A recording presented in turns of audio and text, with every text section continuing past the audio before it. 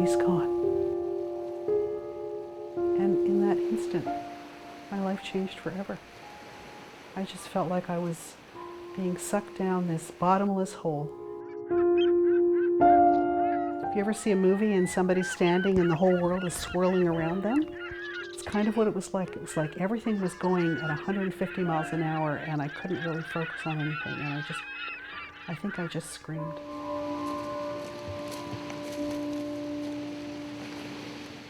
That day was August 21st, 2010.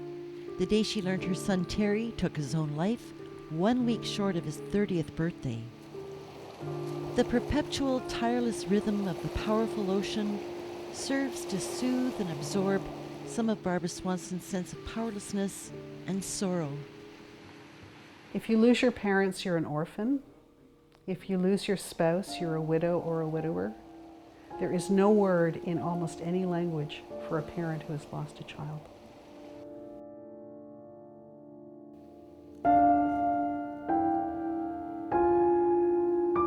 Nobody really wants to touch it. And when it's suicide, boy, they really don't want it.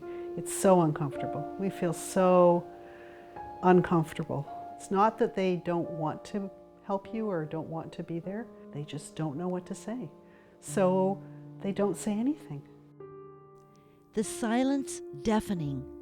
And in order to mute that silence and sort out conflicting emotions, Barbara started an open letter which eventually turned into this blog. Today she calls herself a suicide awareness advocate. A recent entry in the blog is entitled, "Say Their Names to Us." I was on the plane coming back from Ottawa, and I was telling the woman, she was saying, "Oh, why were you in Ottawa?" And I said, "Well, I was at a conference." And I said, it was giving a talk about the stigma of mental illness and suicide. And she said to me, "Oh, I lost my brother to suicide 15 years ago." And the first thing I said to her was, "What was your brother's name?" And she told me, and she started to cry. We never forget. Barbara had absolutely no idea 3.5 years ago that her life purpose would take on a new direction and have new meaning. And even language would never be quite the same. If you were to Google stigma definition, the first thing that comes up is stigma, a disgrace associated with a circumstance, event, or person, the stigma of mental disorder. It's the first thing that comes up. So stigma is huge.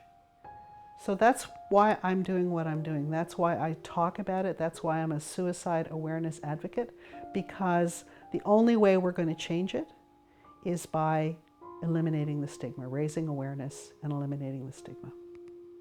Change is incremental, and there's a growing community of support, both at the local level and worldwide.